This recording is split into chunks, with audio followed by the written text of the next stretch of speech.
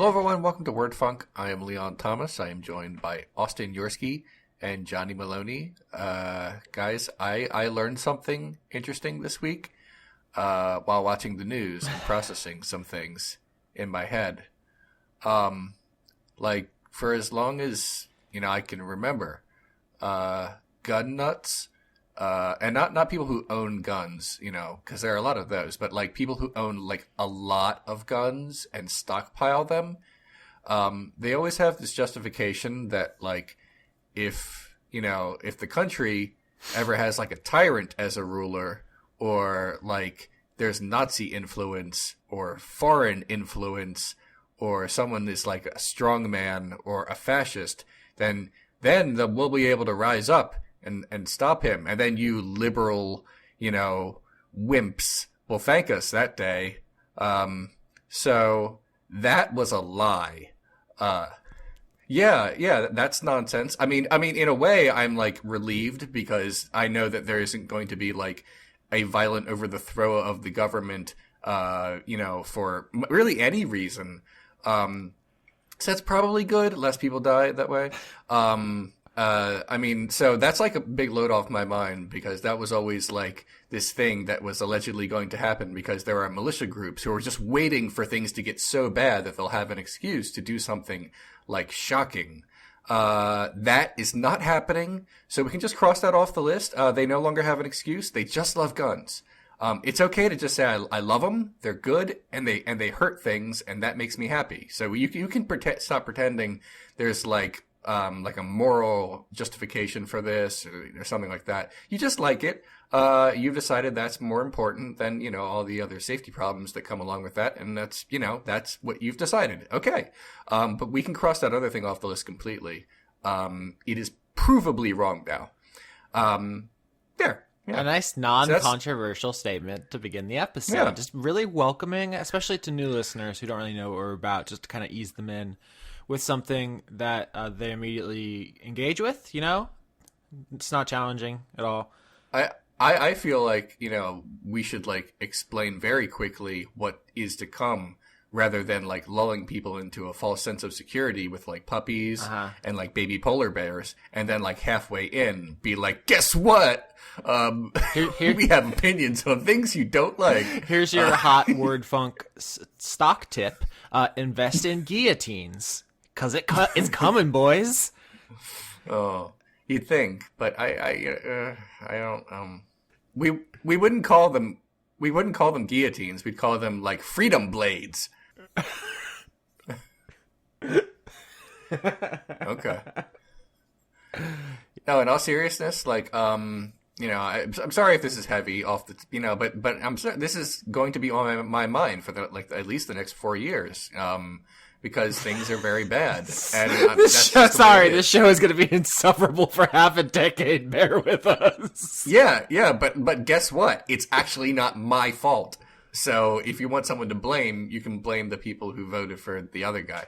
But no, I was actually thinking about this earlier today. A few years ago, there was like a series of revolutions in a certain part of the world. And generally people were like, yeah, this may as well happen. We're mostly on the side of the people on this. Okay. We didn't get too deep into each individual country, but we felt like, yeah, revolutions are generally good. And if you look at this country, the guy is bad, so it's worth it and it is justified. And we all felt like that. And here's the thing. Did we all? I just want to be clear. Not everybody. Okay, but it really didn't seem like it was like a huge negative feeling about that. But I don't want to go into too many details. But the point I'm trying to make is, I don't know if Americans are energized enough to ever actively resist the government in that kind of way. Again, I don't mean this necessarily in a bad way, but we're kind of a complacent people. We have it pretty good in some ways, obviously not in others, because that's what we're talking about. But it's kind of easy to go through my life, is what I'm trying to say, and not have to get worked up, even though I am. So what I'm trying to say is I've been calculating this, and I've decided, based on historical precedent and what I think about the American people, I know exactly when Americans are going to start actively resisting the current administration in an almost unanimous, even violent way. Immediately after it's too late. Like the day after. We're going to be like, oh, well, now we realize that all the things that were obviously going to happen did happen. So let's actually do something about it. And then it's going to be too late because power is going to be consolidated in a really frightening way that it's just not going to be possible. But isn't that the comforting thing of like the dystopian fiction, like the Hunger Games or whatever, where it's like, oh, they're so overtly evil that there's no like argument to be made for not overthrowing them? Because like a lot of fiction is about overthrowing evil empires. Yep. But there's always some kind of like I know, but there's always like they blew up Alderaan moment where it's like, oh well, yeah, now you have to, right? And in our lives, it's very easy to keep saying like, this is outrageous, this is outrageous, this is outrageous, and just not do anything. And like I'm equally guilty. Like I'm not at protests, I'm in school. Like that's a choice I made about like what is worth my time, and I don't feel great about it, but that's like a luxury and a privilege I have to not have to like fight for my life in person, I guess. Yeah, I mean, I went to a protest, but that's not actually what I mean by actively resisting. Oh, I know what you mean, and I'm trying to not like listen. And the NSA is watching. You've been very overt in your anti-political or like anti-establishment views, Leon. You're on a list now. That's fine. I mean, we're all on lists, okay? So let's not pretend that there is anyone who's not on a list. I'm just on more. Well, I mean, I was gonna say the list Johnny's on is like the hottest 50 under 50 or something. It's just like more complimentary. But I guess we can all go to prison together. You know. I read an excerpt. I haven't read the whole book, but I read an excerpt of a book from almost 20 years ago. Modern philosopher Richard Rorty. He passed away now. But in the 90s, he wrote a book, and he said something along the lines of, in the future, America has to watch out because all it really takes is one sort of like strongman candidate to like sort of access something inside like, working class people is I guess is what we're calling them. And then we're in some serious trouble. And at the time it seemed like kind of ridiculous because he was writing this in like the very, very good, at least economically good days of the Clinton administration, where everyone was like, things are okay. We can't even imagine something this bad happening. And now it's like... But of course, I mean, that's coming from the perspective of people who had the power to influence the discourse. It was good for them. There's like tens of millions of people who didn't have an access to like a global stage to voice their stuff who were miserable. And now they do because of the internet and stuff. Yeah. And I think there's a profile that came out recently about how like we keep talking about like, oh, this is a working class thing. It's like it's mostly like a little bit higher than that. Like the actual voter turnout for like the stereotypical Trump supporter is not great. It's mostly like upper middle class white guys. So that there's definitely some kind of weird impulse to blame poor people for Trump, but look, we're not all stupid. Oh no. And there was an article I read like a couple of weeks ago where it very explicitly went through a lot of details about how racism was a serious factor in the outcome of the election. And I don't have it offhand because I forgot I was going to talk about this, but it's like I was like, you can't keep saying cultural anxiety. You can't keep using these sort of like euphemistic terms for racism. I don't know. I made myself sad. I had this whole bit like we were going to start the show and I was going to like be funny, and then this happened, and it's like, well, I guess that's just not gonna happen now. Because how do you transition? Yeah.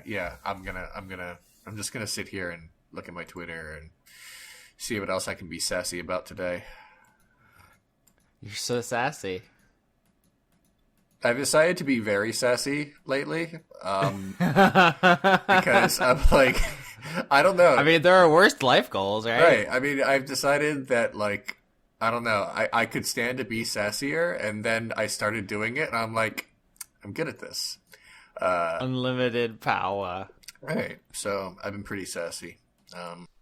Yeah, so anyways, for the sake of the broadcast, the only things that I really had to say were British Columbia had an election, and it got weird. Yep. But, I mean, we're still, like, super, leftist positive. Yeah, have your freedom and eat a cake if you want to, but not too much gluten. Sure. And then also, my VR headset's all broken, and I don't know why. Yep.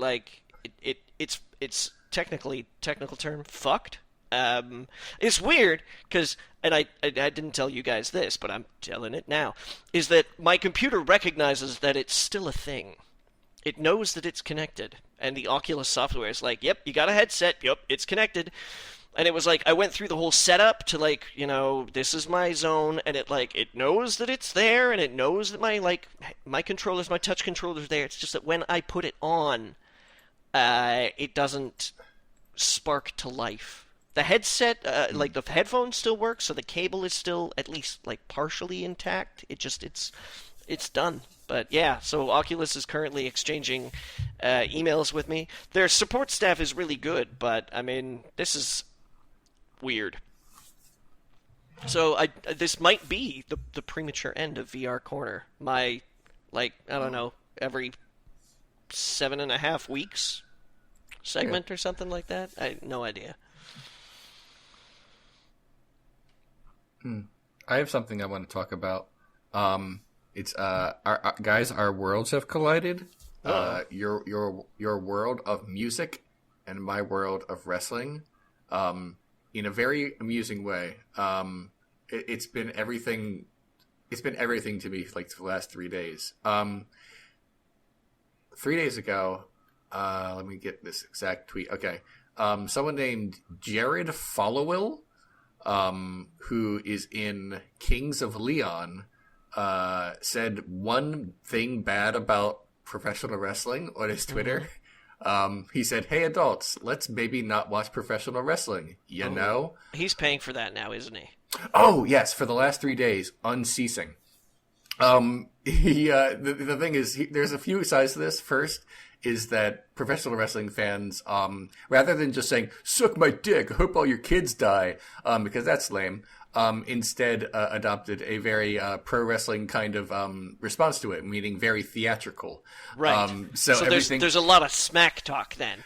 There is a lot of smack talk, but mostly it's pictures of wrestlers like dismissively looking at Jared Followill.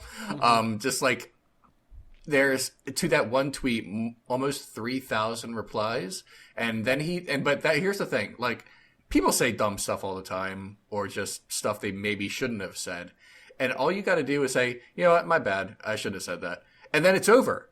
It's like, it's done. People will move on to the next thing. Like, the internet moves at the speed of now. Like, we don't have time to wait for the next thing. But he didn't do that. He kept giving different excuses about why he made that tweet. His next tweet was, "That was a test. You all passed with flying colors. I thought people were against wrestling, but nope, not us."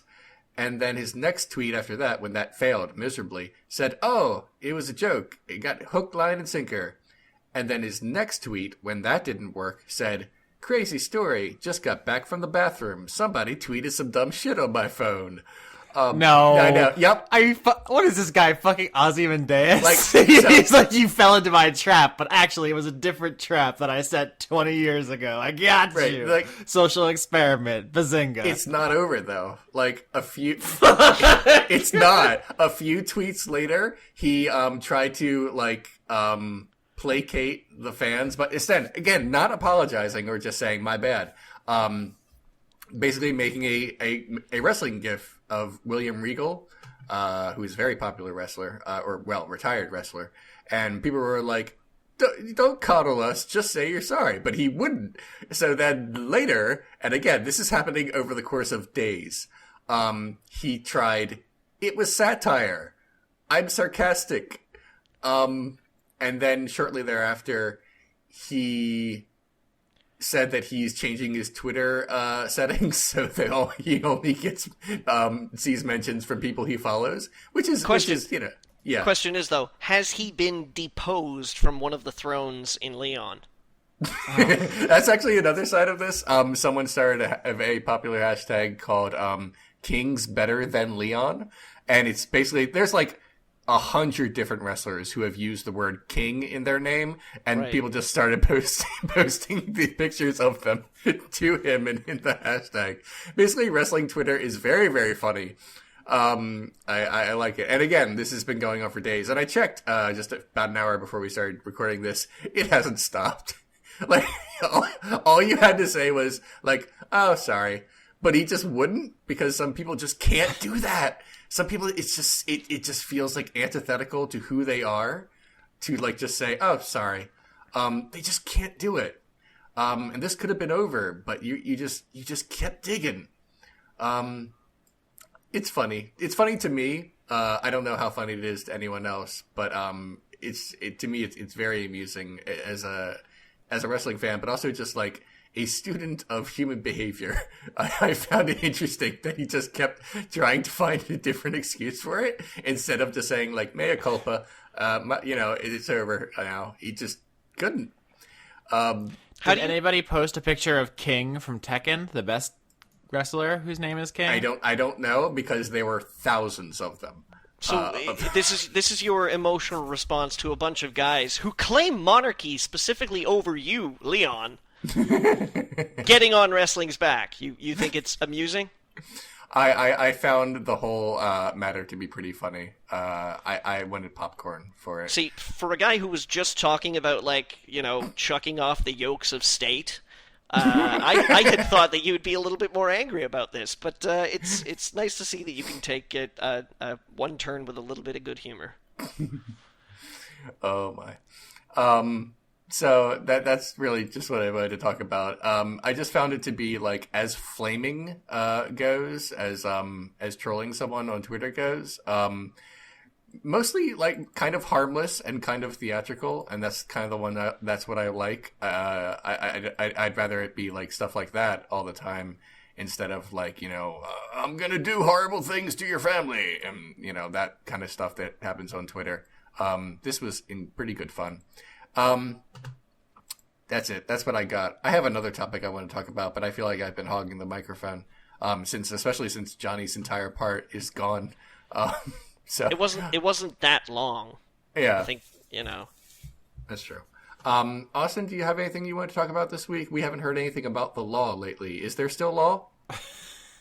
There's always law. It's just, but there's no justice. Oh, there it is. Yeah, I started taking summer classes. I'm taking one in copyright, and I'm taking one in ethics. Nerd. It's basically got me.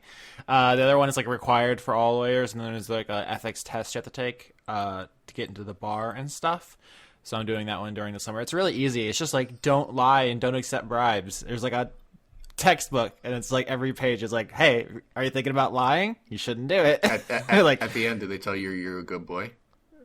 That would be nice. Okay. But I do like how the tone is weird. It's listen, you could get away with it. So it is at least accepting of the idea of American entrepreneurship. It's basically listen, everybody does it, and there's almost no chance you're going to get caught, and if you do, the sanctions are basically negligible, but come on. Austin, when it says, Ethics 101, after on the syllabus, is there, a winking emoticon after it? I wish. I posted a picture of the syllabus online because I really liked the assignments page. It was assignment 1-1. Weed. That was it. Weed. I was hell yes, this class is going to be phenomenal. And the thing was, like, it was based on, there's like these, like the textbook author, like, actually looked at like a bunch of cases where like lawyers got in trouble, and basically it's like what you should do, and here's the rule governing that and stuff. And so the weed one was like in Iowa. To get into the bar, they ask people, have you smoked weed in the last 3 years? Mm-hmm. And that's not everywhere. I think apparently it's only just Iowa. Everyone else just asks, have you been charged with like a possession crime or something? But that just asks, have you smoked weed? And let me guess, the advice is to say no. The advice is not to lie. Like if the thing about nudge, nudge, nudge. Wink, the thing wink. is, like, other states wouldn't ask you to incriminate yourself, right? But like Iowa's like, even if you got away with it, you have to tell us. And like the stuff in the book talks about how like there was a guy who was convicted of manslaughter and served 20 years, and there's a guy who was convicted of trafficking cocaine, and they both were eventually admitted to the bar because they just told the truth and got good test scores. It's like, listen, we're not that picky. Just do the thing. Just like literally just be honest. And I'm pretty sure the vibe in the room was like, I'm gonna smoke weed on my way to this thing and then tell them I've never smoked weed. What are they gonna do? I literally I was hoping that someone would ask my opinion, because I would just write on the application just like, fuck you cops or something. Just like, what do you like? Prove it. All caps. Prove it. Fuck you. And then they put, what are you like, gonna do? They put like a cup down on your desk. Just number one weed smoker, like world's best weed smoker. I think Leon is implying that they would want you to pee in something. Yeah. Oh, okay. I thought they were giving me like a world's best dad mug. I mean, you could that too. I mean, you could pee in that. You can pee in whatever you want. Yeah, I don't think the bar piss tests you. Jobs will though. Yeah, but it's 2017. Everybody smokes weed. Obama smokes weed. Clinton smokes weed. Everyone smokes weed. Who cares? It's weed. It's nothing. No one cares. And then the next, because I'm only like, we record on Wednesday, so I'm 3 days into classes, so there's not that much new. But we talked about another thing, which was a case where someone doctored their resume. They said that they had like an article that was published in a legal journal, and that was not true. And then they said, oh, it's going to be. It just hasn't yet. And that was not true. And so, like, the question was, like, should they be disbarred? And in real life, they were. And it's pretty funny how judgmental people are, because, like, obviously lying is bad. Mm-hmm. But in the abstract, when there's, like, no face on it, people are incredibly vicious, I find. Mm-hmm. Like, I think a lot of people have complicated feelings about, like, the death penalty or whatever. Or, like, whether or not kids that have medical complications should live. Well, but I'm saying when it's abstract, when you're on paper, you're like, hey, would you, do you think we should pay more so people live? People are like, yeah, I guess I'll pay more so people live or whatever. But then you're like, you actually get the bill and you're like, no, this is an injustice. This is thievery. Fuck them. Let everyone die. Right. Like, if as soon as it affects you, there's just like this crazy thing. And then when you put a face on it, you're like, would you like Billy to die? And then the people like immediately backpedal. Right. Like, no, Billy shouldn't die. What are you talking about? That's crazy. Why would you even say that? Would you like to Would you like to create a shit ton of jobs that are like mostly employed by dropping fiery things on other countries? Yeah. Well, as long as I don't know the other people in those countries. You don't know any of them, except maybe like that one like granola chick who, wanted to see the world after she graduated and stay at hostels, but, fuck her. Wait, this show is going to be unrelentingly political forever, and I apologize. I don't. I know. But I guess where I'm going with that is, people are super judgy all the time, like a lot. Including us, I guess. Cool. That's the way the world is. How do you guys feel about that? Well, you know what's weird, though? No. Judgments aren't real. I mean, they kind of are if they keep you from, joining the bar if you're $200,000 in student debt. Yeah, no, absolutely. I just mean, like, people's like, it's something that's always fascinated me, is that people's opinions about the universe, like, you can say objective things about the world that are true, and it's like, yeah, that's a real thing. But then, like, you know, if someone's like, Bill's a jerk, like, that's not real. You know? Yeah. It's not a thing. But it can have a tangible effect. Yeah. So it might be real to Bill. That might really hurt Bill's feelings. Okay, let me make this more concrete because I'm talking in like weird abstract terms. Hi, my name's Austin. I did crime stuff.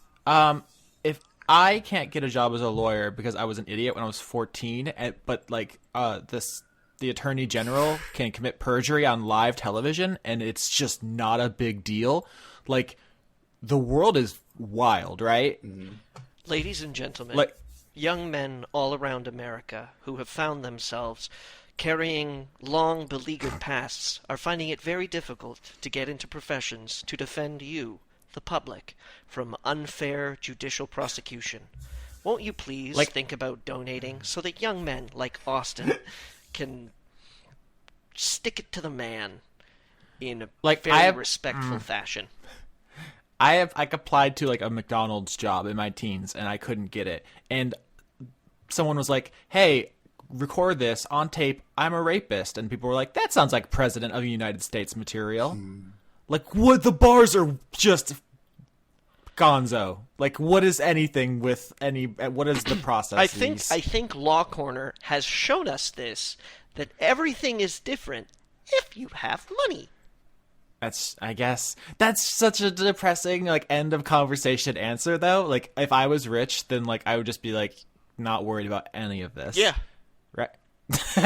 Money can't buy you happiness necessarily, but it sure as hell rents a shit ton of peace of mind. Yeah, my understanding of the research out there is that money makes you more happy until a certain point, at which point you cannot really get any more happy, and so you dedicate yourself to being just the most miserable fucking golem. So mo money, less pleasant conversation. It's basically the gap is between, do you have to think about where your next meal is going to come from? Do you have to think about if you're going to have a roof over your head? Like, once you've secured the basic necessities, like, and I know how this is going to sound before I say it, like, I don't think you should be allowed to have any more money. Like, I feel like... Move on to other questions, like, what am I going to have to eat tonight? And am I going to nut this week? That's like I'd rather people worry about that. Like, the idea of a maximum income is not new, but it's like incredibly violently controversial. Like that idea, like I've seen people say it in public, and it's basically like, "Hey, everyone, want to gang up on me and rip my skin off?" and it's like not that crazy, I don't think, because at a certain point you're just taking it from other people. Like, you got it. And I mean, you know, who says that a maximum income can't still be audacious? You know, yeah, it is America, right? Like, presumably someone would be able to get down into the math and figure out what is the right number. I'm not that person, but I can't imagine it's like prohibitive. Like, what, $1 million? Half? Like, how much do you need? Presumably too, is that the market would definitely adjust for it. Is that there'd be all these things that sell for exorbitantly high amounts of money that would have to be like, oh shit, you know, we have to roll back this price because none of those billionaires are billionaires anymore. Yeah, and I can definitely see the arguments like, oh, you know, Ferrari would go out of business or something, and like, that's jobs and like that's heritage and culture. Like, I'm not blind to stuff like that. I understand that it would be complicated, nigh impossible realistically, and would make a lot of people very angry. But that's the alternative to the current situation, which is like, I don't know, hundreds of thousands of people die from preventable diseases and malnutrition. And poor lawyers starving in the streets, just looking for their next hit of weed that they can lie about. Yeah, I mean, that is what we do. What a dishonest system. It's just like, actually, this is a weirdly good transition to the copyright class, which is like people did, and like, as good as data we have about the copyright system is, there's no objective mathematical argument that we need it, but there is no argument stronger that we don't that like we would be better served without it, if that makes sense. So like we committed to one. I don't know. And now there's too much uncertainty to change it. I think Twitter is probably a pretty good example why like copyright is important to have in at least some form or another. Because the joke's stealing? Yeah, Twitter's fucking savage, man. Like, nobody owns anything on there. If you think that you can post an original thought to Twitter that has any merit whatsoever, and it will continue to be yours, and you will be accredited to it, and people who, like, see it will be like, I must find Bob Dillinger, because Bob Dillinger wrote that very one funny thing, and I'm curious if he's capable of writing other funny things as well, because I need someone to write funny things for me. Like, it's fucking savage. Twitter is you know, like, in more ways than one, obviously, because the worst thing you can say about Twitter is, man, will they steal your jokes? Then you've got a pretty good system, and that's not the worst thing you can say about Twitter, but it is a pretty clear example for me, at least, of how creative people need to have their works protected. Yeah, and as a quote-unquote creative person, I'm sure that gave someone a chuckle out there. Like, I do think copyright is important, obviously. I don't want people to steal my stuff. Not that they would. But it's also weird, because if you watch the evolution of copyright from, 20-something years to 40 years to 50 years to life plus X, and then it's just like, oh, guess what? Nothing is going to get added to the public domain anymore, guys. Yeah, it's weird. Disney's going to own everything eventually. It is weird for me to think of copyright as transferable commodity.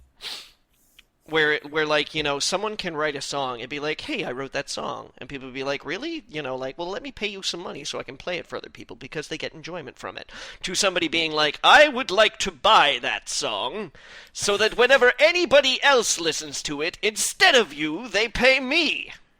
Like that. Yeah. That is weird, because I understand the ownership of a creative work of art, because then you can say, oh, you wrote that song. Have you written other songs? Because I enjoy song A very much. If you have a B, C, or D, then bring it to me. And then, having people be paid for their labors. But then, like, yeah, it's strange when you get into, like, like, who owns a movie?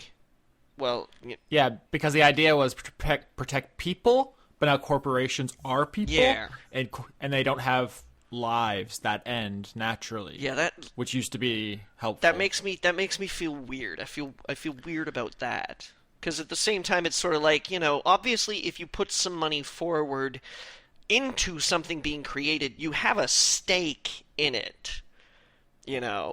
Like, you can't just be like, here, I would like to pay you a bunch of money to make a thing that becomes incredibly popular so that you get paid every single time everybody sees it. Like, but yeah, that calling limits on that is tricky. But like a good example of this kind of weird cognitive dissonance was my professor was trying to make like a distinction between like traditional forms of media ownership and like our modern conception, and it kind of backfired in a really interesting way, because he was like, so when you buy something from iTunes, it's not like yours, yeah, and you can't just like turn to your friend and be like, hey, I'll sell you this MP3 for $1. You buy a license. Yeah, and then he was like, but if you go to the store and buy a CD, you can sell that, right?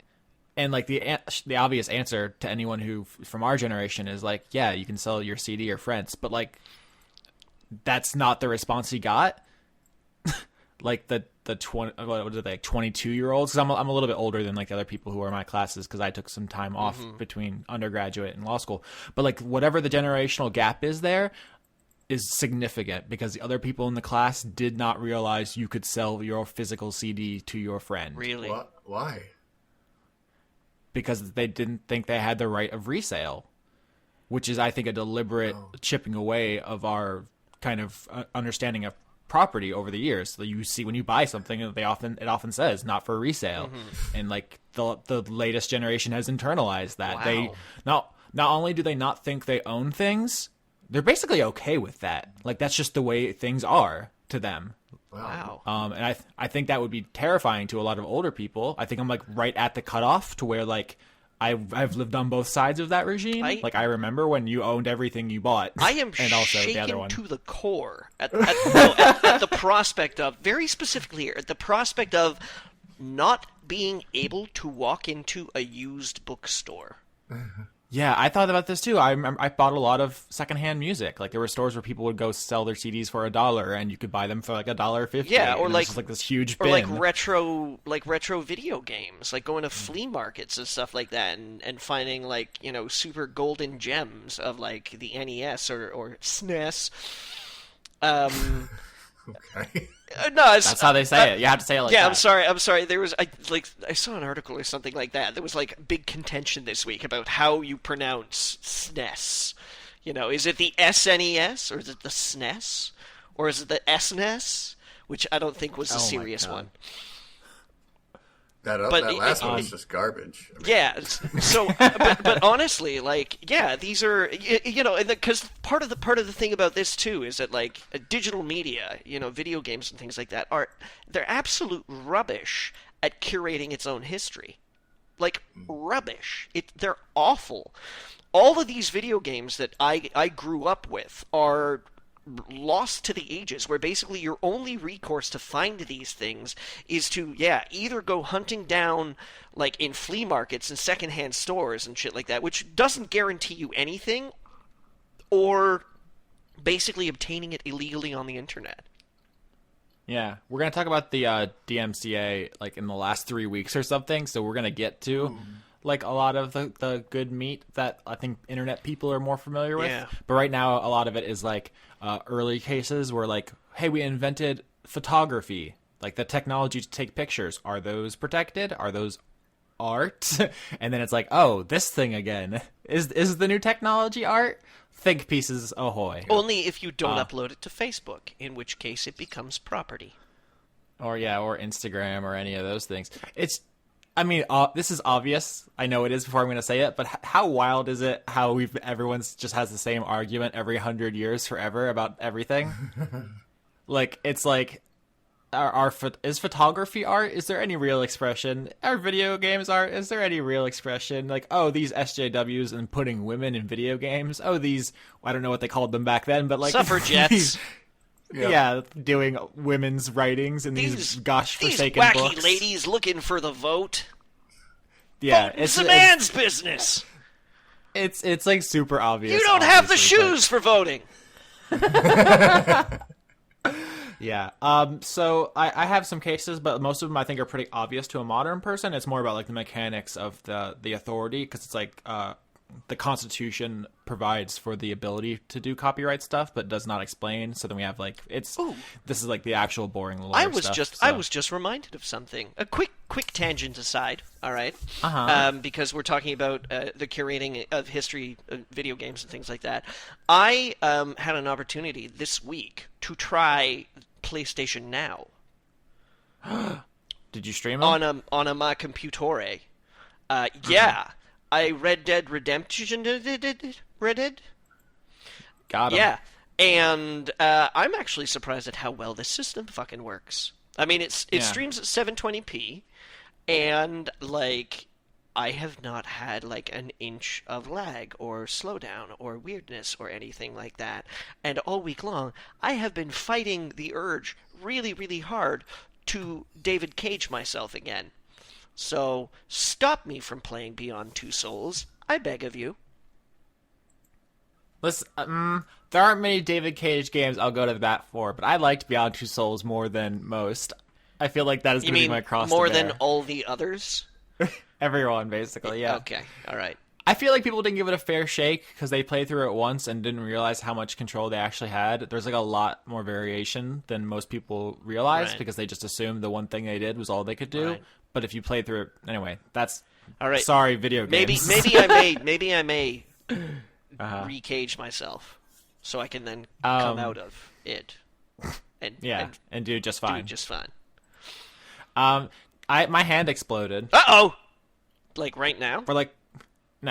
We're like 50 minutes into this. And I didn't mention the most interesting thing that happened to me this week is probably I was doing dishes and I scrubbed too hard. I don't know. I put my hand through a glass and there's like I looked down and like a chunk of me was in the sink and I was like, that's no bueno. Oh. So yeah? I've done dishes before, Austin. Uh-huh. And yeah. I find that when I do, the solid matter with which I interact has a tendency to stay intact. Were you agitated? Austin, No, instead of using a sponge, were you washing the plate with a knife? I was using a sponge. I think what happened was that the cup was already cracked. Yep. Oh. So its integrity was compromised. I was scrubbing the inside of it with a sponge, and I just like pushed too hard, and it just like exploded basically. Yeah. And a piece of the glass cut just like a chunk off the side of my hand. It's like a disturbing amount of surface area, but luckily not too much depth. Yeah. So like I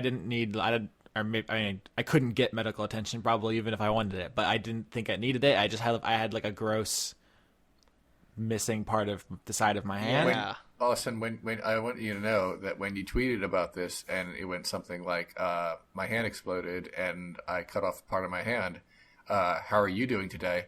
I want you to know I resisted the urge to say, I'm great. That would be very Leon. I would have actually appreciated that. I was thinking about maybe a GIF from Evil Dead 2, but that seemed insensitive. Yeah, I was like, I wonder if this is just me being sassy or if I'm just treading into dick territory. So I decided not to chance it. First of all, dick territory is one of my favorite territories. Okay. Second of all, I feel like we know each other well enough, Leon, that I know you wouldn't mean anything by it. Now you've cleaned the wound, presumably, right? Because I hope so. It's not like there are like things growing on your hand now that are not. it's hand. good. It's just when you're doing the dishes, not the most sterile of environments. No, well, that's the next thing is because I do all the dishes in my house, 100% full stop. Always. Yeah, I'm down with that action. I totally get that. I don't know for the same reason, but every time I see somebody else do the dishes, I'm like, you're doing it wrong.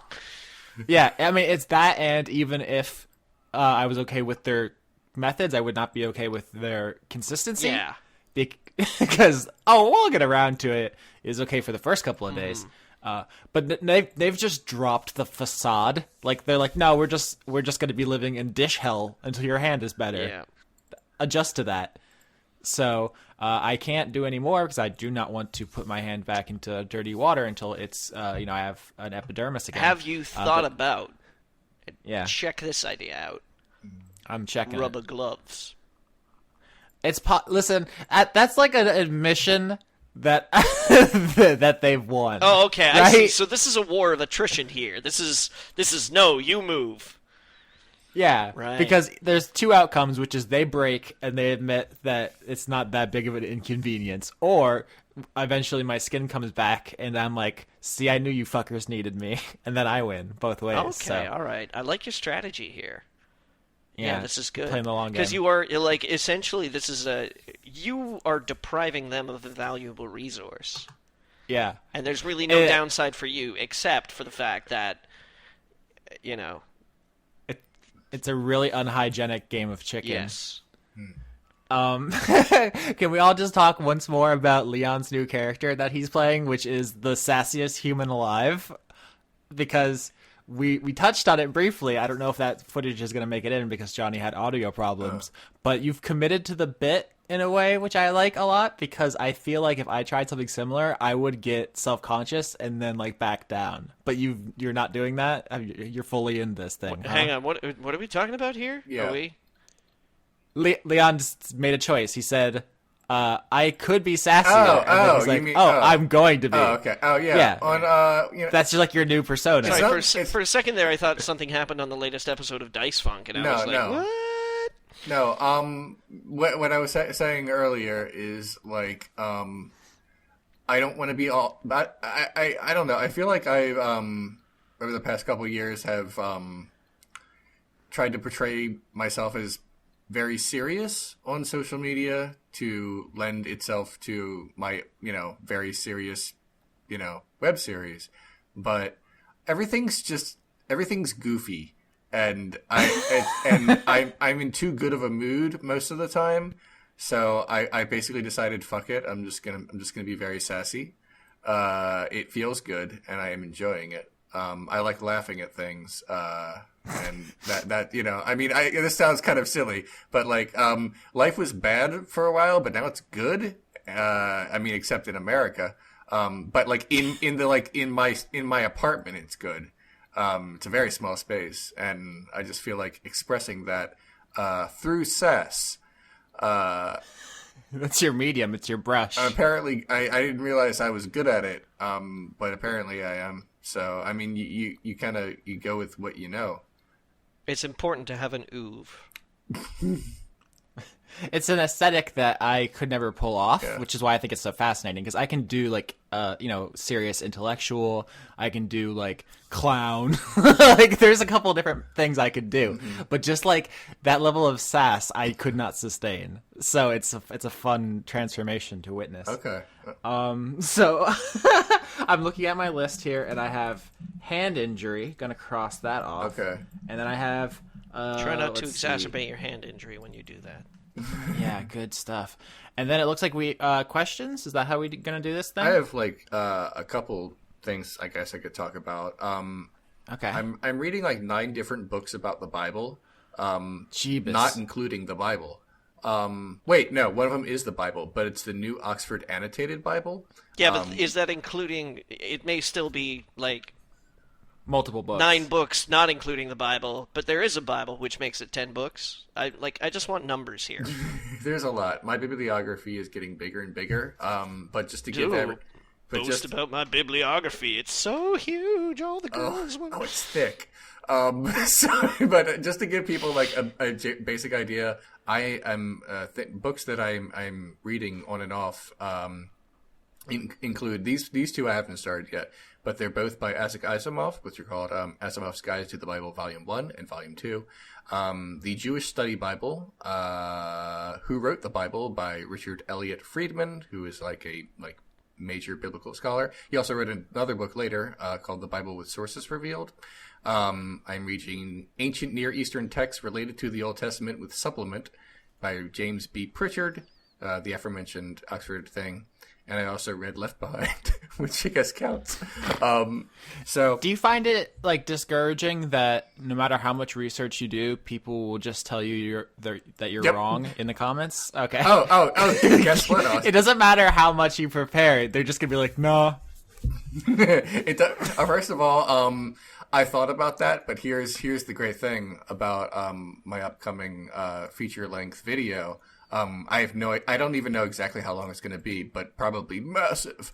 Here's the fun thing about that. I've decided it's going to be the only video I ever turn the comments off. So I'm sorry. I'm looking at my videos right now. Let me double check this just so I don't make an ass of myself and say the wrong number. Oh yeah. Okay. There are over 400, videos on my YouTube right now. They all have the comments on. By the time, the next step, this thing comes out, there'll be about 500, because that's the pace I go at. Here's the thing. I've given you a lot of comment sections. You're gonna have to, okay? You're gonna have to This is Leon time! Yeah, you're gonna have to give me 1. I'm sorry. I feel 500 for you, 1 for me is not even fair, but good enough. You see, I feel okay about this because I can just come on here and accost you verbally. Yeah. Oh, I guarantee you. So, I just want to make sure that all listeners know that does not mean I'm taking requests.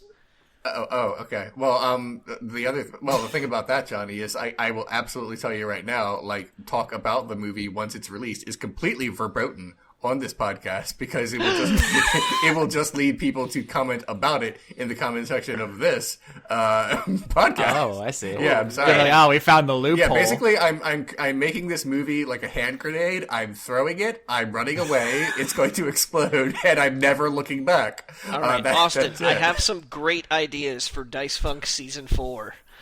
Yeah, does it involve hand grenades? Because I'm into it. It does not involve hand grenades, although it does star a internet reviewer who's very reluctant to discuss one particular episode of a movie review show that he puts on the internet. Yeah. Actually, this is a good point to say something that I think. Geez, I know this isn't going to matter. People are still going to ask anyway. But I think we need to have like a moratorium on Dice Funk talk on this show because the next couple of episodes are going to get so. I don't want to use the word crazy. I'm trying to get that out of my vocabulary. It's going to be something that everyone is going to have questions about. Okay. And it's going to be oblique. I want, like, the show is the show, and I love talking about it, but there comes a point where you have to be like, oh, this is a story, and I need to be patient for how it turns out, and I'd realize that might be frustratingly vague, but what's going to happen over the next couple of episodes is going to be impossible to talk about without spoilers, and it is also probably the most exciting thing that has ever happened, like, in my artistic life. We're doing some stuff. See, I'm okay with that because I am following along as a listener now as well. So. Yeah. So, like, I've often said that role-playing games are, like, a game about trust, and, like, I just need everyone to trust me, because even if I don't know how it's going to turn out, I think it's going to be interesting. I mean, and there's always the forums. There's always the Funky Shack if anybody wants to, like, Oh, they can definitely talk about it. I'm just going to say that, like, I am anticipating a lot of messages to me specifically, and, like, I can't say anything. Like, you just kind of have to watch this film with us, because... Like, if you stop 6 Cents 10 minutes in and turn to your theater friend and you're like, do you think, like, something's going on with Bruce Willis? Like, yeah, just watch. Like, you'll get, it's coming. It's coming, guys. So, you heard it here that's only, what I wanted folks. to say about that. No more Dice Funk questions on Word Funk. I guess unless they're after the fact, like not... For the foreseeable future. Yeah, not season 3. We'll see. It's just, like, it's going down. Do you guys want to answer regular questions? Right before that, we lost some footage. Give me the irregular questions. Right before that, this will take like 10 seconds. For the person who's rapidly going to the comment section to saying, I think you should just leave the comments open for your Bible video. These are the kinds of comments I get for the video on the Passion of the Christ. And I'm going to read this to you verbatim. Another pro-Jewish cocksucker. You're posturing as an expert, but your theories have been refuted a million times before. Drink bleach, traitor. That is every day of my life forever. I had no idea that these people feel so strongly about professional Jewish cocksuckers. Here's the thing. Every video I make is a lifetime commitment of reading and approving and replying to comments every single day. And like I said, there are 400 videos and there are comments on them all the time. So I get one. What theories have been refuted? I don't know. Mel Gibson made a bad movie? No. It's just white supremacists thinking that they're right about something when they never are. That's that. I'm totally ready for questions now. It's just I want people to understand why. I don't want to. I'm not making a lifetime commitment to reading every comment about my largest work ever. I'm sorry. Yeah, I had not considered that. No, this is every day. I'm called like a race trader every day about all kinds of things. Oh no, I get that. The thing is, I understand that somebody might take the Passion of the Christ quite seriously, but I cannot for the life of me think that anybody might take Left Behind seriously, which I guess is a great failing on my part. I'm still going to talk about the Bible a whole lot, though. It doesn't matter. Yeah. I'm not just going to say, these movies are kind of bad. The acting isn't good. The Left Behind trilogy is just the platform in which to talk about larger things, much as just like almost every episode of Renegade Cut is. Now, is this also the Left Behind that Kirk Cameron is in? Oh yeah, this is the Kirk Cameron Left Behind trilogy. I honestly don't even know, based on how much stuff What about the Nicolas Cage movie? That's what I'm about to say. Like, I when I originally envisioned this thing, I was going to talk about all kinds of Rapture movies, but when I realized how much I wanted to talk about each individual thing, there are like 19 different topics I want to discuss, I realized that I'm going to have to structure this around 3 movies. And I still think you guys should watch The Leftovers. It's like really underrated TV. It's brilliant. I love it. I'm probably going to just for fun. No, like it's great. It is legitimately amazing television. It has become one of my favorite TV shows in like the last 6 months. Cool. I can see, and I'm sorry, I know you're trying to move on, but I could see trying to defend the Bible from Left Behind, trying to defend Left Behind from criticism it seems anti-Christian to me, dude, because it's not correct. That's dying on your own sword, is what that is. Yeah. Also, I understand the concept of a race traitor, but all I can think of is like, you traveled back in time and killed the first Homo sapien, and now Homo erectus rules the world. Like, what are you fucking talking about? I get legitimate Nazis. Like, I don't want to say every day, but at least a couple a week, and that's just that's what I've decided to do with my life. I am nostalgic for the times when the people I disagreed with were not cartoon caricatures, which is a harder word to say than I anticipated. Yeah, remember the good old days when the idiots shut up? Like, there used to be a time, and this is a good transition to the first question from Jessica Sims, who asked, do you believe that anyone can be truly evil? And I used to think no, because everyone wants what they think is best, or the majority of people, like even like the most heinous politician, in addition to wanting to increase their personal wealth, usually thinks their ideology is good for the country, right? Like, maybe part of them has doubts, but I think you don't dedicate your life to something that you like truly know is wrong in every way. I absolutely believe. Yeah, I do believe that they're evil people. I don't think they believe that they're evil people, but they are evil people. I'm more open to it these days, but I still have trouble because I outside of people with like truly like unfathomable neuroses that like we literally cannot identify with, like I don't know, like some kind of like sociopathy, narcissistic like psychosis or something. I'm not the person to talk about that kind of stuff, but like outside of that, I think everyone does think like their actions are justifiable. Like I did it because X, and X is a good reason. It sort of depends on what you mean by the word evil, and I know that sounds like I'm you know on the fence about this, but what I mean is like when people say evil, that is actually intertwined with evil, not just like as an adjective, but as like it's cultural too, right, as a presence. I basically prefer to say that, you know, you can do a good thing or you can do an evil thing, and my bar for that is basically, does it increase or decrease from, like, general welfare, from, like, somebody's well-being? If you...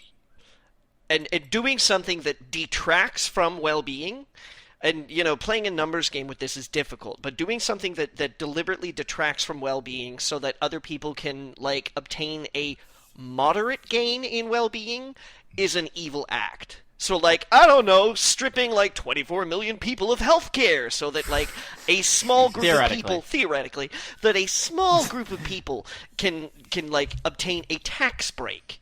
That's fucking evil. Yeah, but my complication to that is always going to be, like, they think those tax breaks will give the rich people incentive to create new jobs, which will then benefit lower income people. Like, that's the argument. I don't know how many of them actually believe it. Until you can come at me with data that demonstrates that is the case, which weirdly enough nobody seems to have. Also, like, what does data ever prove? There are people who think the Earth is flat. It's literally, data is meaningless. Global warming, vaccines, like, it doesn't matter. You could have every single data point in the universe. Yeah. I know. Okay, like, I know that we live in a post-truth age. Blah blah. Whatever. But what I'm saying is that my benchmark for evil is that. That is good or evil. It's about decreasing or increasing welfare and well-being. But there's a cultural point of view that even if you spend your entire life being the nicest, kindest person and doing only good stuff, if you eat a shellfish, you have committed an evil act. Yeah. I'm aware of that. But, So maybe you really like shellfish. The definition is... Maybe you really like shellfish, and your well-being is increased by eating that shellfish. But not the shellfish. But other people's... I said people, Austin. No, people, I know. I was people! It wasn't a refutation. But other people's well-being is not affected by that fact, that you are deciding to eat shellfish. Unless there's a great shellfish drought, and, you're like, bring me all of it, everybody else can starve to death, in which case you can make a case for that being an evil act, because you're a shrimp hog, which is not a shellfish, and I don't know why I said that. I do want to see the hybrid animal of the shrimp hog, sorry. I get to throw out some of my newly found knowledge here when you mentioned shellfish. I shouldn't even call it ancient Judaism, what eventually became Judaism. There is actually a difference between moral impurity and ritual impurity, and some would argue that just eating shellfish is just ritual impurity. So it might a Levite priest. It might not be considered evil, just a bad idea. Clam hoarder. There we go. Clam hoarder. By the way, I could be wrong. I'm just now broaching the subject of ritual impurity versus moral impurity. There's a 36 lectures about what is evil, why evil exists on the greatcoursesplus.com that I'm going to watch soon. Great website, by the way. It's they didn't pay me to say that, but it's like the Netflix for learning stuff. It's very good. And, it's very good. Anyway, what is this website? thegreatcoursesplus.com. You have to pay, but you can get a month free. Again, it sounds like I'm advertising it, but it's really, it's all right. I was just curious. It's really good. Yeah. Anyway. Yeah. Yeah. The idea of why does evil exist is one of the most written about things in religion. Yeah. The last thing I'll say before maybe moving on to a new question is that the book where we get a lot of that kind of ideas, like what you can and cannot do in your day to day, is Leviticus, which from the name tells you it's by and for Levites, which were a kind of a specific thing. So there is an argument, not a very widely accepted one, that they just applied to them, or maybe it's looser than the book says, because it's don't do X, and it's but consider the audience maybe. Side note, yeah, I have pork butt in the water oven right now. Oh. And thought we were going somewhere else with this. Is gonna be amazing. Okay. Yeah. So I guess final judgments on this. It's complicated and depends on your definition. Yeah. Very satisfying. Yeah, answer. Evil people everywhere. There's that too. Okay, we're gonna need. Okay. Brent asks, "Why is Kingdom Hearts such a convoluted mess?" And I also want to know that. What happened? Austin, I defer to you on this one. This is out of my wheelhouse.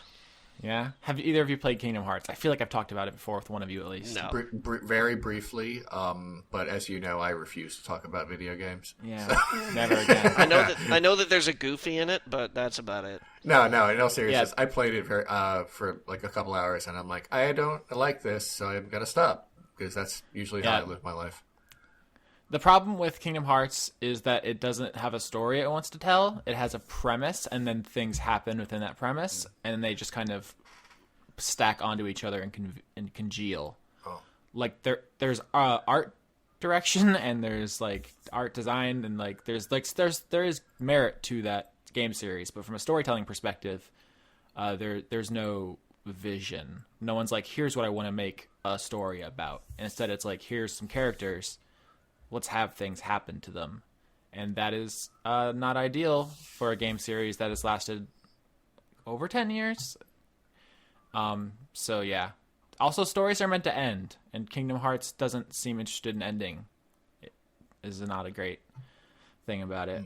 And I guess it's kind of hard to talk more about it without getting into the garbage lore. Because it is garbage. I like those games, but the lore is garbage. I'm sorry.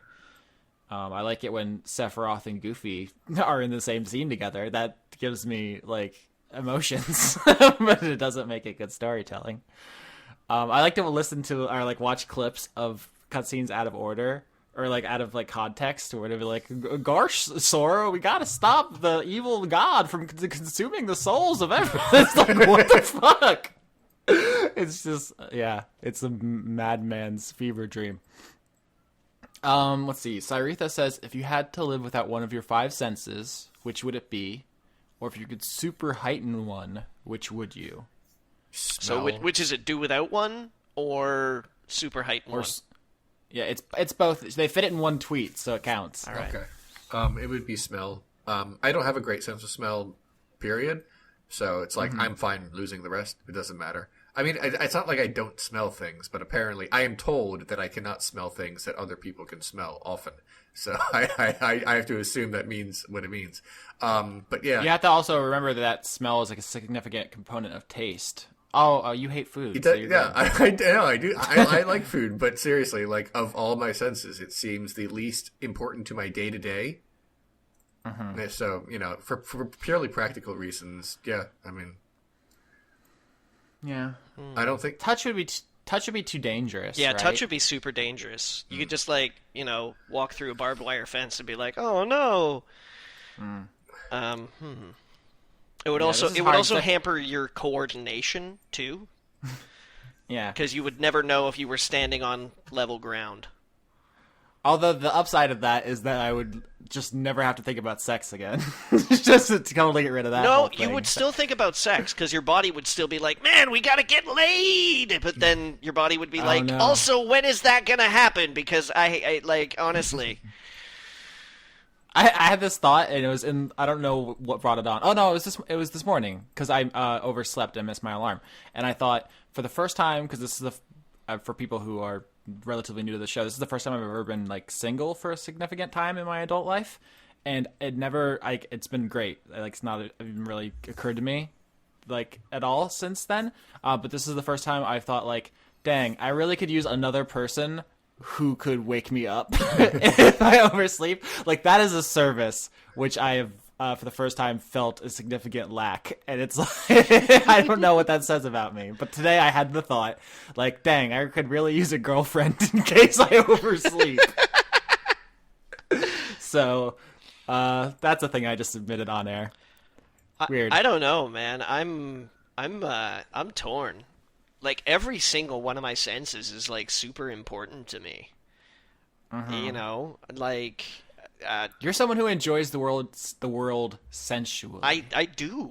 It's I mean, it's not a secret, Like Yeah. I really enjoy my food, so like my smell and my taste are really important to me. I'm with you that I think touch would be super dangerous to lose.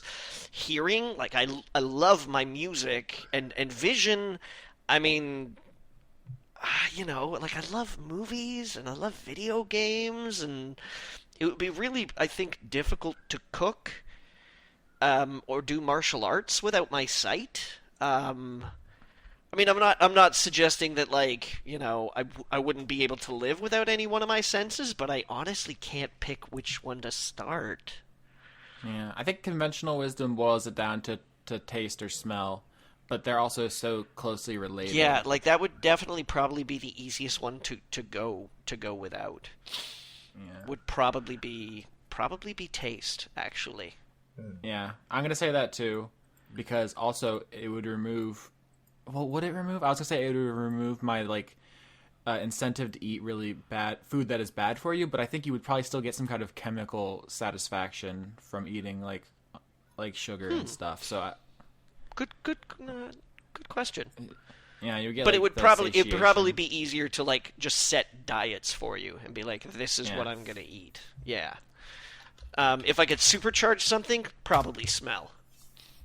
Really? That feels like torture to me. Maybe it's just the environs in which I find myself. No, I think cleaner. it would be like super crazy cool to actually be able to like identify people by smell.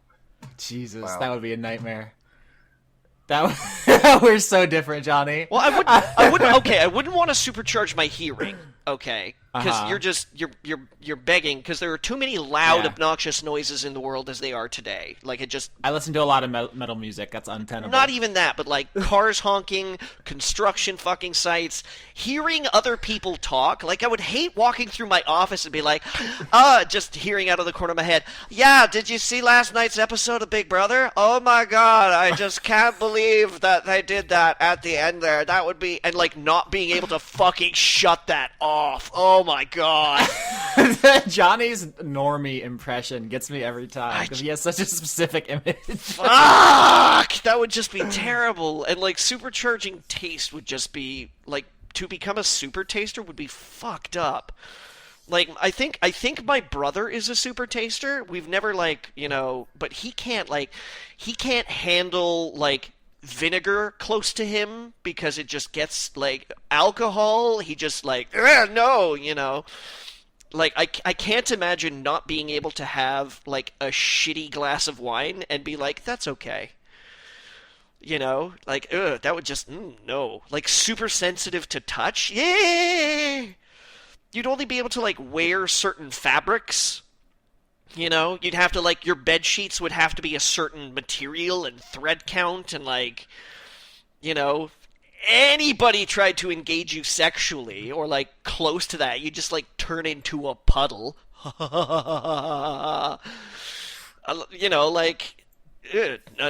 no sight maybe, but then like what, you can just see really far. Yeah, sight is my answer. Like I already have 20/20 vision and it rules, so if it can get better, I'll take it. Yeah, but what are you gonna do? What would you do with that? You'd be like, look at that thing that's far away. Yeah, I mean, occasionally. Like, it's not a huge boon, but it also doesn't seem to have any downsides, and the other ones totally do. I'd be down with smell. I think having a superior sense of smell would open some, like, weird things up. It would probably improve your communication with animals. Yeah, very possibly. But also being able to, like, it'd be a cool party trick, too. Yeah. If you could be like, you shaved this morning. What? Isn't that literally the thing Hannibal does? Yeah. He has like super smell, and he's always like, you had McGriddle for breakfast. I know, and I would droll." love to creep the fuck out of people like that. That would be awesome. Leon? What? The question, you goofer. Just sight. I don't want anything weird. Just, if my sight were slightly improved. It's mostly fine, but... Not just improved, but like supercharged. Well, we're talking, if you decided to put on a mask, people would be like, it's Sight Man! That has to be a comic book character. Hold on, I'll Google it. I have another question here, which seems to be tailor-made to make Leon uncomfortable, or just unhappy, which I'm pretty psyched about. Creature asks, it's been announced that David S. Goyer is writing the script for He-Man and the Masters of the Universe movie. Thoughts? Boo. How dare you. First of all, no, you can't even summon like outrage. First of all, the first He-Man movie was perfect, so you don't have to make another one. They nailed it. So there's that. Whatever. I don't. I don't lose any sleep about David S. Goyer. I'm sorry. I don't have strong. He's just some guy, and mostly he's bad. But I don't. He's not someone who makes me angry. I don't know if there are any like directors or writers that really make me angry. There's just some that I just find unpleasant. He's just one of them. It's whatever. I think people like it when you get like super like aggro angry about stuff like I'm that. not really angry so though. I'm just like there's a microphone and I have to be entertaining. But okay. I'm looking at a list of characters from fiction with enhanced vision, and I do not see Sight Man, I think was the name that was thrown out. Yeah. So unfortunately, it looks like it's just like Hawkeye, Superman. Because Because vision is already taken. But his power isn't vision related, no, right? Doesn't he just? No. But I mean, it would make more. It would make more sense. Be like, I am vision. Oh, geez, what's your power? I see really good. I own lens crafters. Sorry for who I am. Wouldn't it be really funny if Lens Crafters was actually just like owned by a guy named Len? Oh my. I think Lens Crafters actually owns like every single thing in that same market. They're like a weird monopoly. Like last I heard. That's not interesting. Sorry. When do I get aggro? When does that happen? Oh, about like Watchmen and Dark Knight. Wait. It's a Snyder thing mostly. That is ridiculous. People enjoy it. Johnny gets aggro about Watchmen. I just think it's fine. I do get aggro. Yeah. Agreed. It's just the idea because you're so calm and rational most of the time that when we get into like a heated Snyder thing, people love it. They eat it up. He sure is bad. Yes, he is. I got some questions about the new Magic the Gathering set, Amonkhet, Okay. which would be super boring to most listeners. It's the Egyptian-themed world, so very briefly, me and my roommates all threw in a couple bucks to get some packs, and we got 2 of the god cards because it's ancient Egypt, so there's like 1 god of each color, and my Clam, the guy, the recurring character on this show, he got the white god Oketra, who's like a giant metal cat, which is pretty cool, and then we traded, so I have that now. Okay. And I think this set is pretty good and interesting. I one of the things I like about Magic the Gathering, and this is 100% stolen from the Drive to Work podcast, is that it's not one game. It's a bunch of different games that just happen to share the same rule set.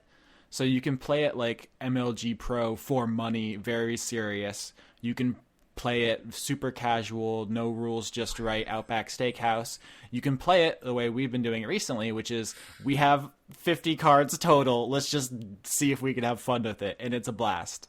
It's a very malleable thing. And I'm just super into a lot of the things they're doing right now. And it's also very cleverly designed just from like a nuts and bolts perspective, just like the mechanics and stuff, which is once again probably not the greatest thing to explain to a audience who isn't already invested in it. But the more general thing to think about is that Egyptian mythology used to be a big deal to like a lot of people I know. Like I remember my sister was super into it. Is that a thing people care about anymore? Do you think that's like a wise marketing move to tie yourself to that? I don't know. Ask the guys who funded Gods of Egypt. That failed miserably, right? I feel like everyone's on that Norse shit. But it was very bad. I mean, do you think if it had been very good, it would have succeeded? Though I don't think so. I don't know. I mean, I guess I don't know that hypothetical, but I mean, it definitely would have done better if it had not been a gigantic piece of shit. I guess it was so bad. I haven't actually seen it. You don't need to. I believe you. I just see like these ebbs and flows in like popular culture. Like zombies were not a thing for a long time, and now they're super a thing. And it's like God of War struck up this like pretty big interest in like Greek and Roman stuff in video games for a little bit, and now that's kind of out of favor. And now it's like everybody's on Norse because Thor, and it's like I just haven't thought about Egyptian mythology in so long. Although there's a lot of cats, and it's very good. They're very cute. So I could go on, but I'll stop for this sweet, merciful release of letting Leon go on with his life. Do you guys have anything else you want to say before we head out? Park butt. Okay. That's always relevant. I parked my car today, as I sometimes do, and someone. Other times, do you outsource it? Sometimes I don't leave my home all day. I don't need to. Yeah, but I mean, then it just remains parked. It does. Sometimes he gets his chauffeur to drop him off. Of course.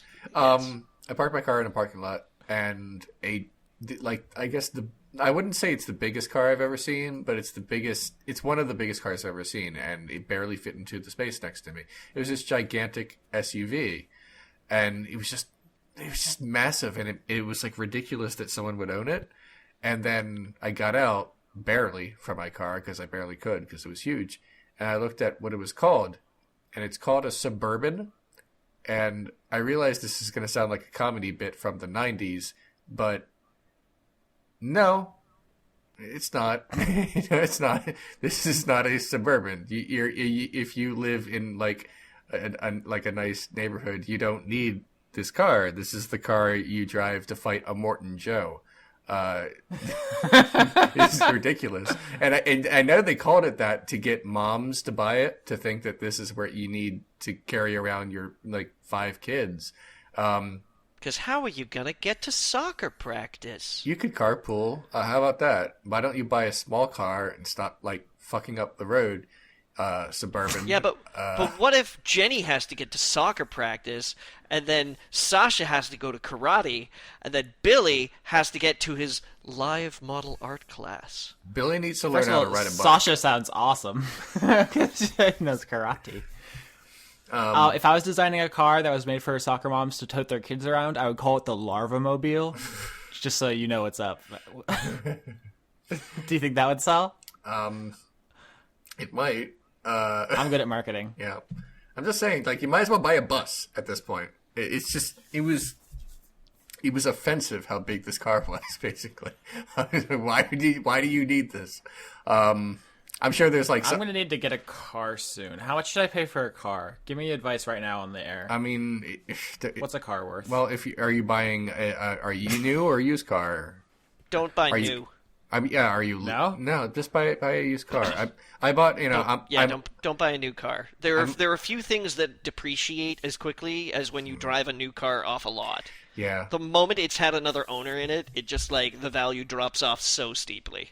Right. I mean, my car more or less died a couple months ago. I bought a new car that is better than my old car, like ever was, and I paid like after tax like $4,000 for it. Holy shnikes! Yep, it's not a lot. So I mean, a new car. I mean, even like a bad new car will cost many times more than that. Yeah. I just want it to. I don't care if it looks good. No, neither do I. I just want it to be the longest lasting, so I don't have to think about it. It's a peace of mind. And this is like Austin. This is the thing: is that there are plenty of other people that make tons of money that want a new car like every year or like every other year or something like that. I work with a guy who, in like the 3 years that we have worked together, has burnt his way through 3 cars. I know. When I first learned about this as like a thing people do, I was fucking incandescently furious. Yeah, because like all they do is they just keep extending debt. Because they go in, they go, oh, well, this one's half paid off, so I'll tell you what, we'll take the value of that, we can put it to the new one, and then, like, boom, they're just back in debt again.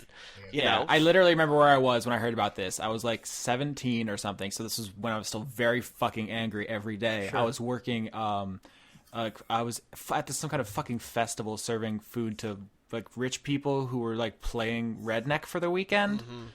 And I just, like... I don't remember what exactly sparked it, but it came to my attention that was the thing people did, and I was just like, fuck the entirety of these people in their entire body and face soul region. I was just like, how fucking dare you? Like, you gotta remember, Austin, that there are people out there that don't spend money on things like video games and movies and, like, school and things like that, and they go to work, and then they come home, and they watch TV, and they order takeout, and then, like, every year, they have enough, like, few thousands of dollars to put a down payment on another car, or, like, a new phone, and go, I guess I'll get another thing. And then that's it. I owned my old car for 13 years. It was fine. It worked well, and then one day it didn't. That's typically how cars work for me. It's a device for getting me to places. My car is old enough to drink this year. Oh, it is a 19. That's the what's that brand? Let me write that down. It is a 1998 Honda Civic. Okay. Oh, okay, that's the shit then. That's it. Yeah. Okay. Good car talk. That actually reminds me. I had to start watching the Fast and the Furious movies. Because I'm doing an episode like towards the end of the year about Leon, man, I'm gonna warn you. You know that like you've only got 10 or 11 days till the new Twin Peaks, right? Like no, I know. I'm also watching Twin Peaks. You got limited time because once that sucker drops, you are not going to be able to stop me talking about it. I have a lot to do, I know. If you make a video about Fast and the Furious, please let it be only on the topic of subtextual like homosexuality. It's going to be about it's going to be about masculinity in general, but of course I imagine it will touch upon that. I'm just warning you that come May 24th, it's going to be an unending stream of Twin Peaks just like bleeding out of every orifice in my body. Like that's delicious. You better be prepared. I'm going to try to finish season 2 before we talk about it. If not, I'm just going to, turn my headphones off for a few minutes and not to get spoiled. But either way, I mean, you do you, for sure. I will. Yeah. I'll do me so hard. Great. Because that's how I like it. Wow.